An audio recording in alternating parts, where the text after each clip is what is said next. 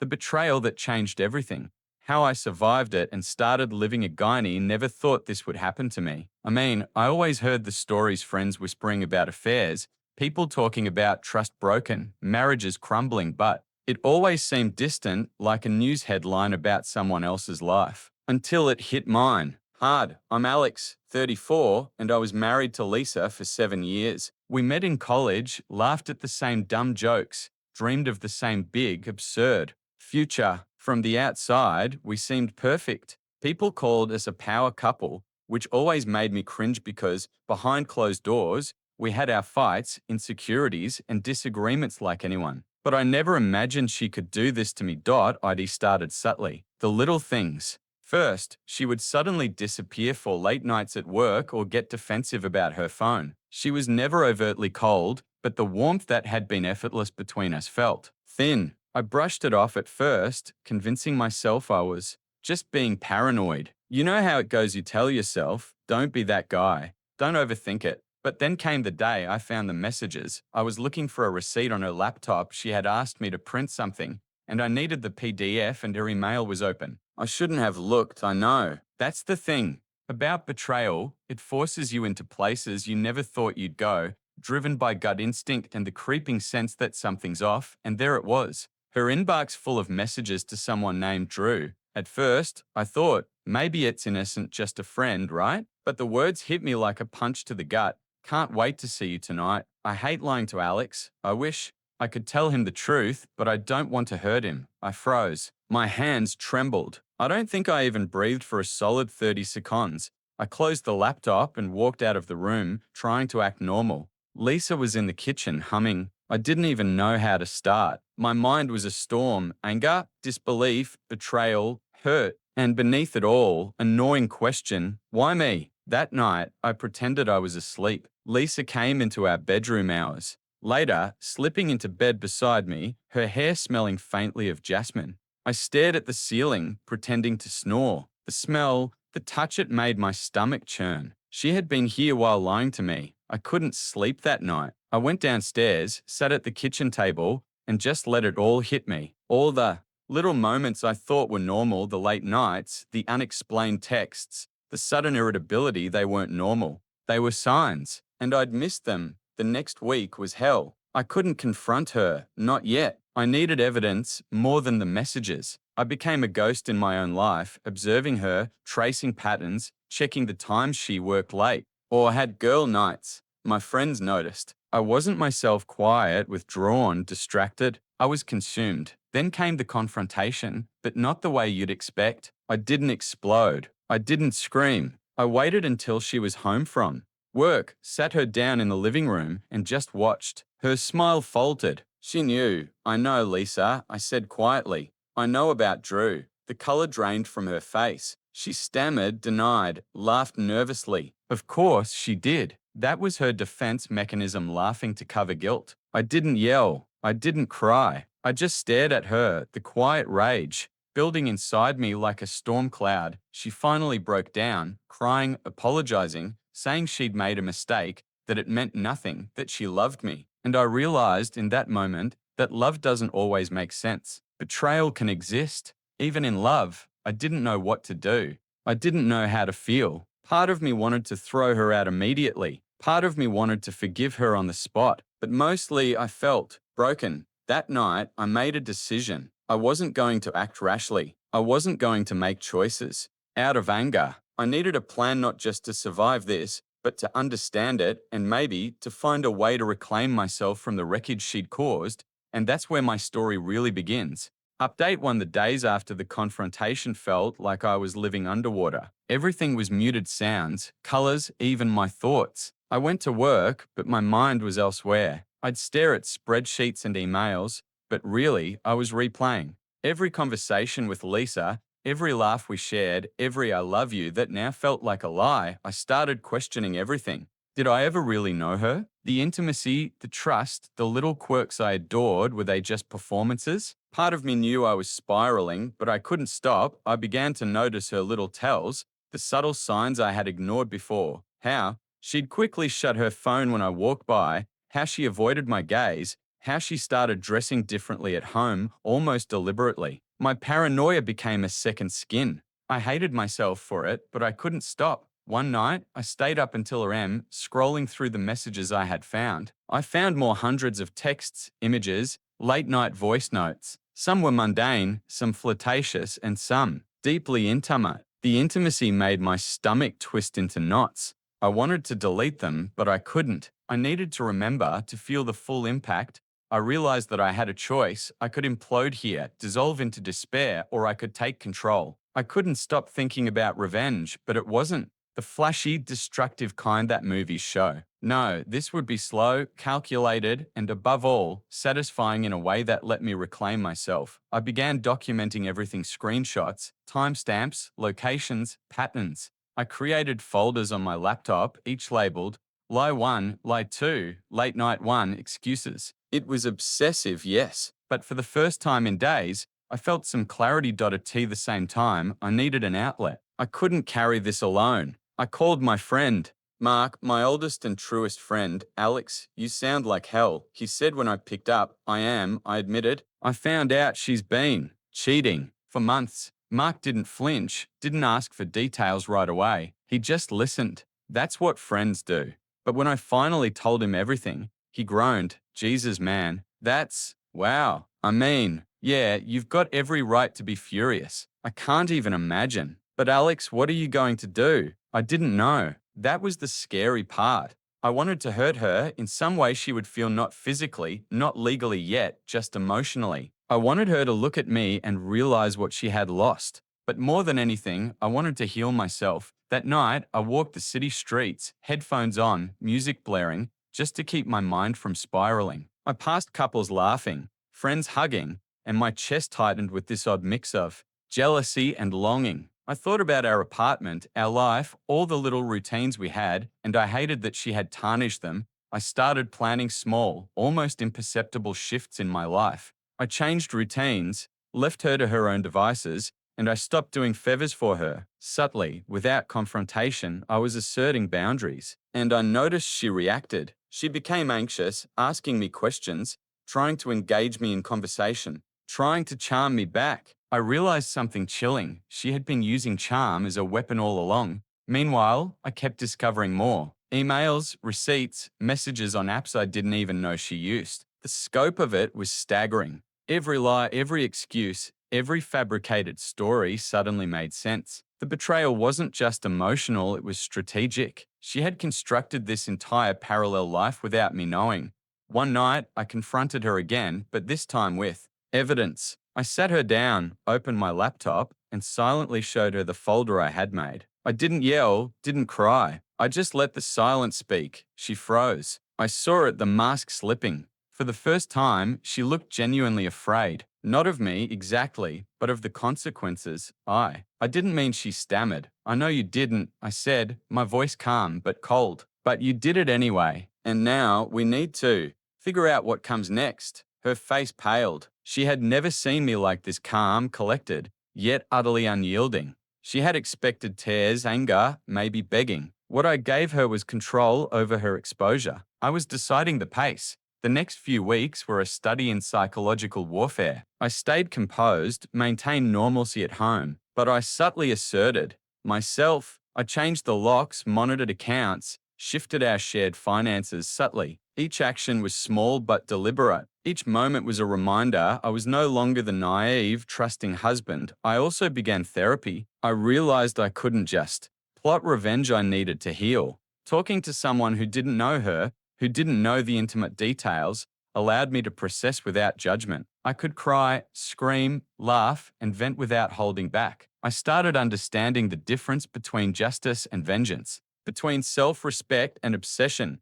One day, as I left therapy, I had an unexpected encounter. I saw her sitting in a cafe, laughing with Drew. The sight twisted something in me, but instead of rage, I felt a curious detachment. They were just two people, pretending their affair was some great adventure. I realized then my power wasn't in confronting them, it was in reclaiming my own life, and that became my obsession. Reclaiming myself, building my identity outside of her lies. I started going to the gym, reconnecting with friends, traveling for work trips I hadn't taken. Before, every step was a brick in my fortress, a shield against the chaos she had caused, but even as I grew stronger, there was a tension I couldn't shake. Part of me wanted her to suffer, to feel the isolation, the despair I had felt. Yet another, part smaller, quieter, wanted to forgive, to move on, to pretend it never happened, and that internal tug of war. That's when the real battle began. Update 2: it had been 3 months since I discovered the affair,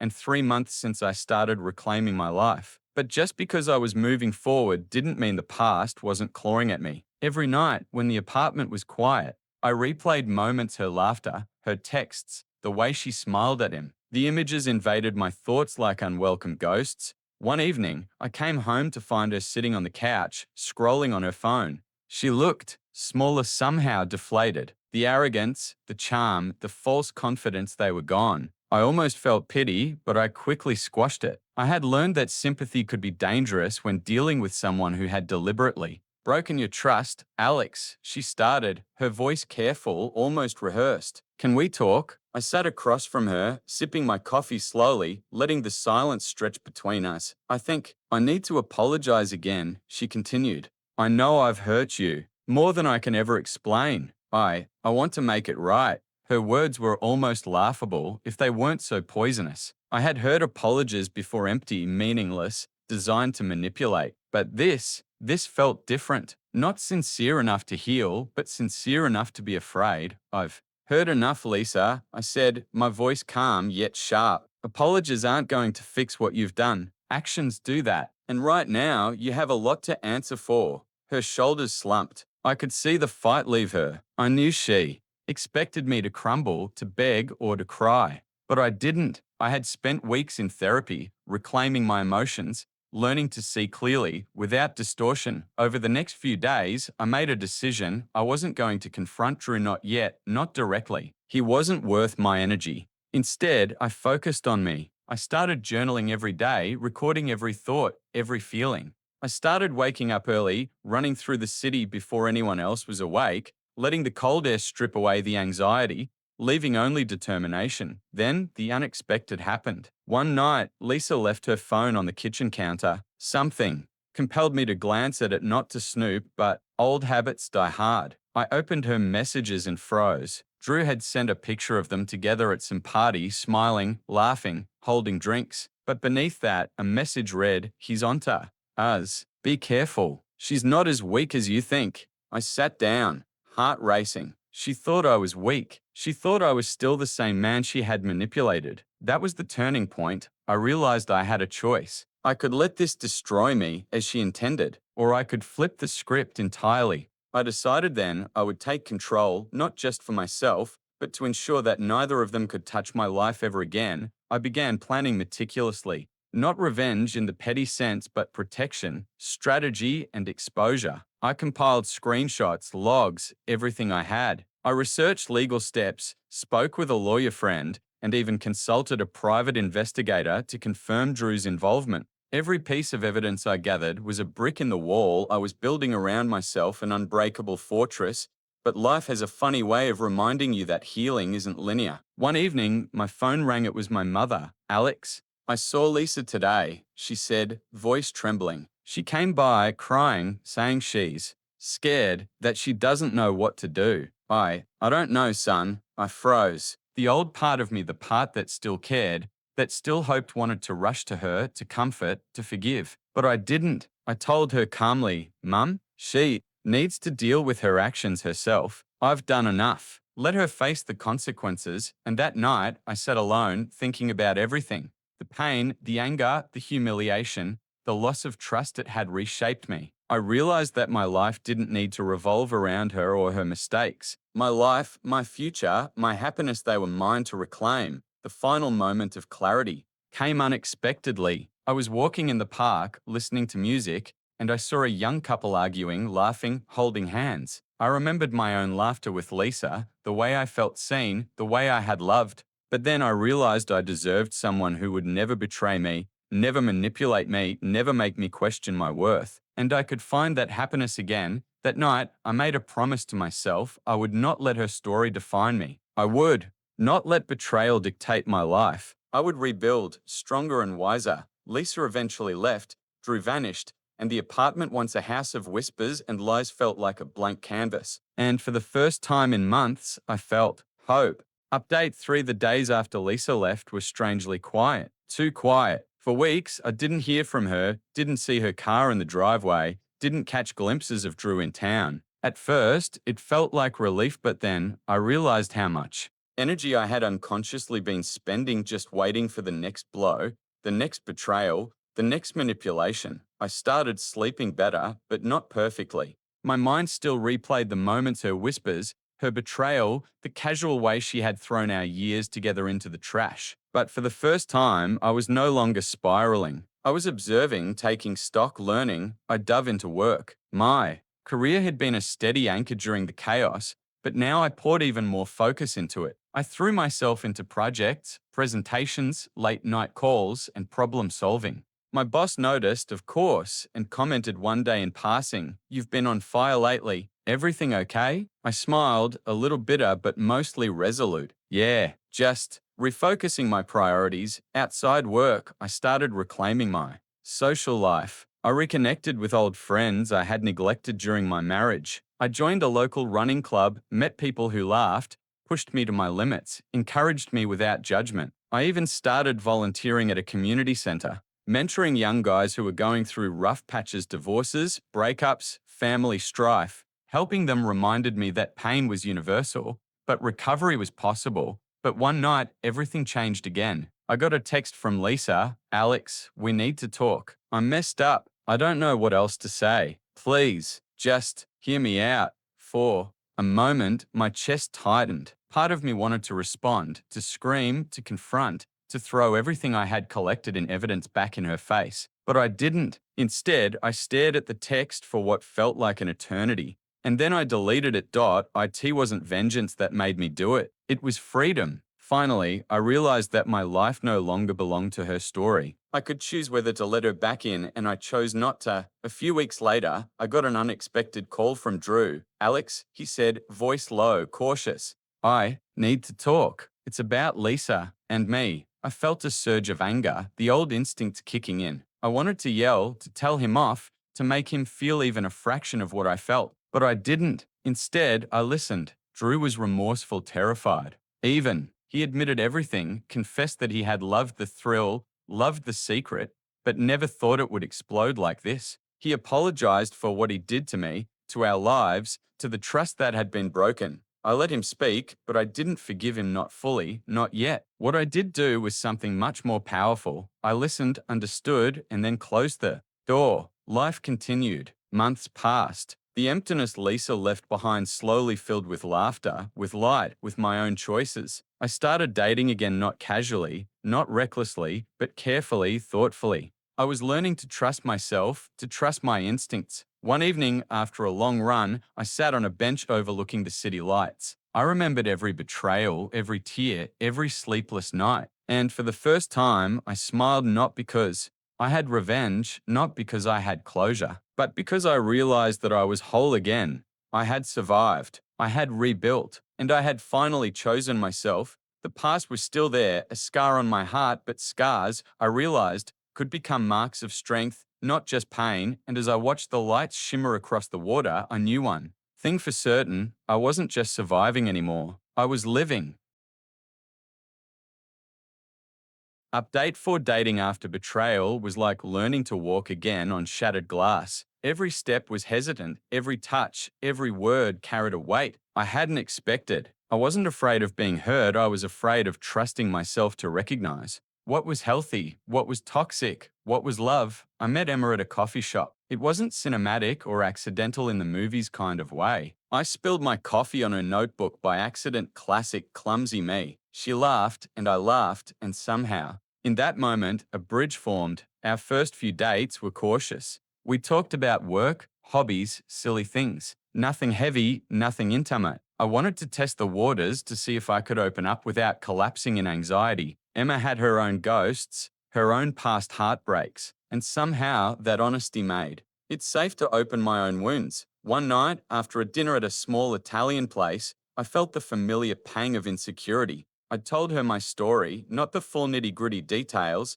but enough to hint at betrayal, at broken trust, at how careful I had to be now. Alex, she said softly, taking my hand, you can't live in the shadow of what she did forever. I know it hurt. I know it destroyed things you loved. But you survived. That's more than most can say. You deserve to be happy again. I wanted to believe her, but the fear clung stubbornly. It's not that simple, I whispered. I keep thinking, what if I misjudge someone again? What if I trust too quickly and end up in the same hell? Emma smiled, a quiet, knowing smile. Then we'll face it together. You don't have to do this alone anymore. That night, I slept for the first time in months without nightmares. And I realized something. Healing didn't mean forgetting. Healing didn't mean pretending the past never happened. Healing meant moving forward, carrying the lessons without letting them chain me to pain. Of course, life wasn't perfect. There were moments when texts from mutual acquaintances would mention Lisa, or her name would pop up in news feeds. Each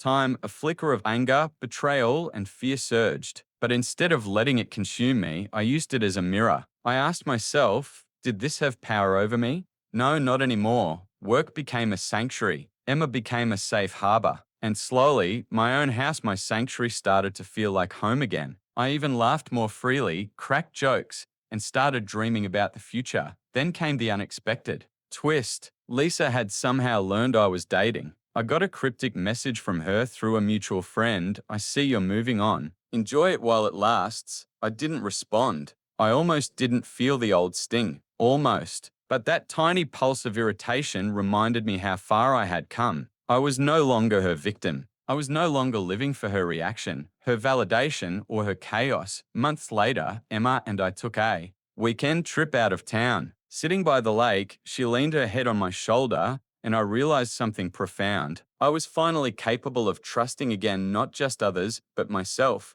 I could see the horizon of my life stretching out, uncertain but mine to shape. It wasn't a perfect ending. Life rarely is, but it was a beginning, a real one, and for the first time in what felt like forever, I felt like I could breathe without looking over my shoulder. Update 5. It started with a letter from Lisa's attorney. At first, I thought it was a mistake, some bureaucratic glitch, but no, she was suing me. Not for money, not for custody, not even for slander. She was suing for emotional distress that she claimed I had caused by exposing her infidelity. I read the letter 3 times, each time wondering if my eyes were deceiving me. I showed it to Emma immediately. She barely looked at it before shaking her head. Alex, you don't even need to respond. It's baseless. It's ridiculous. And honestly, it's kind of funny how desperate she sounds. Funny? I wasn't laughing. My stomach twisted. I'd fought so hard to survive, to heal, to move on, and now she was trying to drag me back into her mess. I called my lawyer.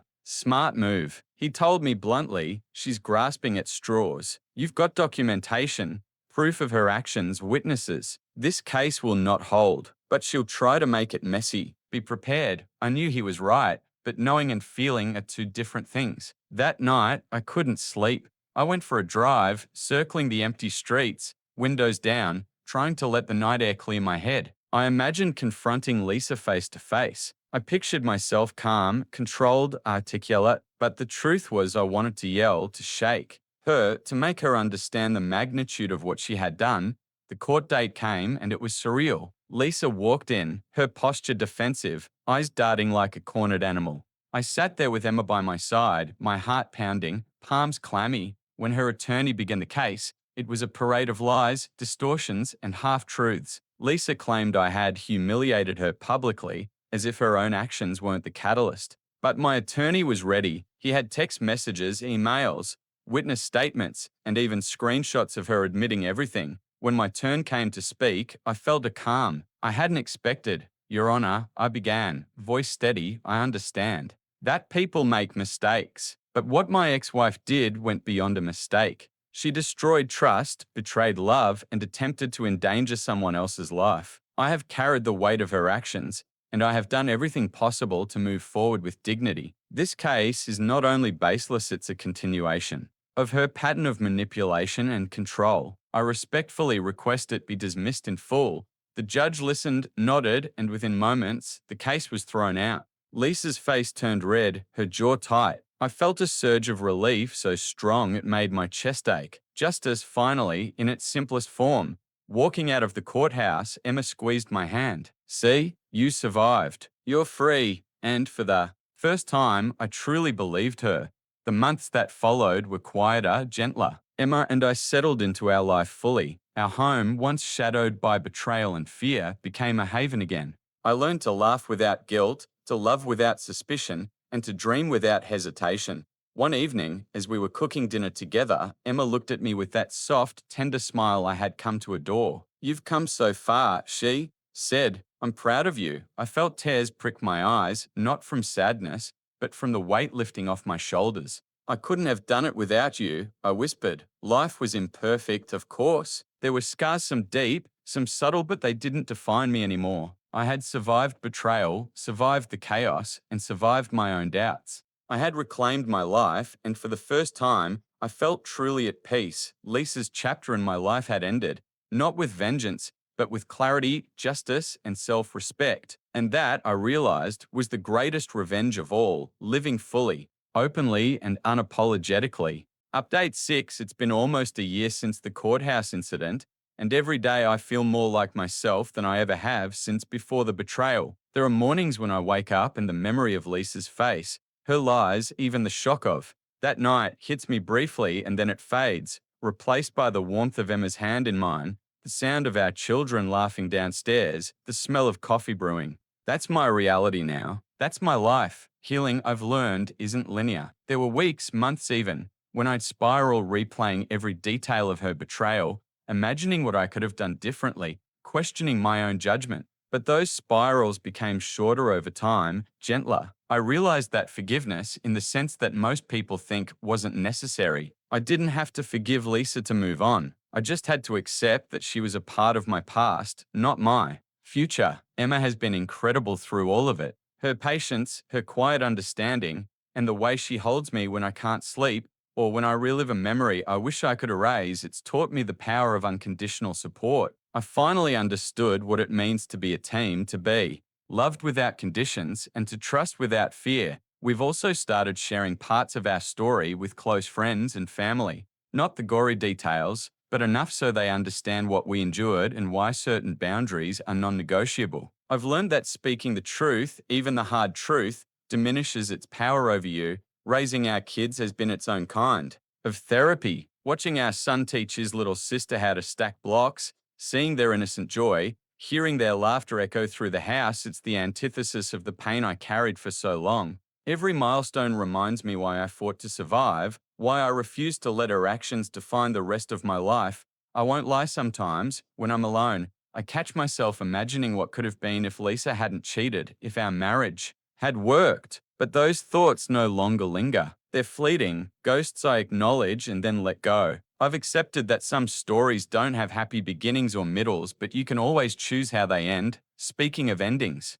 there's one final thing I did, quietly, for myself. I went through old boxes in the garage, the mementos of a life I shared with Lisa, the photos, gifts, letters. I didn't destroy them immediately. I spent hours sorting through, crying sometimes, laughing at memories that felt like someone else's life. And then, when I was ready, I donated, recycled, or threw away most of it. No dramatics, no rage-fueled fire, just a conscious choice to leave the past behind to honor the life I'm building now, not the one that was stolen from me. And now, when I look in the mirror, I see someone stronger, someone wiser, someone who survived betrayal and emerged with empathy intact, heart open, and eyes forward. I see a father, a husband, a man who refuses to let anger or bitterness dictate his life. I don't know if Lisa will ever truly understand the depth of what she lost, not that I care. My life isn't defined by her anymore. It's defined by Emma, by our children, by our laughter in the kitchen, our quiet nights on the couch, our dreams for the future, and for anyone reading this, anyone struggling with the aftermath of infidelity. It gets better. It's a slow, painful climb at first, but one day you'll breathe without guilt. You'll smile without pretense. You'll live again. And that living fully, freely, joyfully is the best revenge, the ultimate proof that you survived and that you chose yourself, because in the end, surviving isn't about hurting them back. It's about reclaiming your life, your peace, and your happiness. And I did.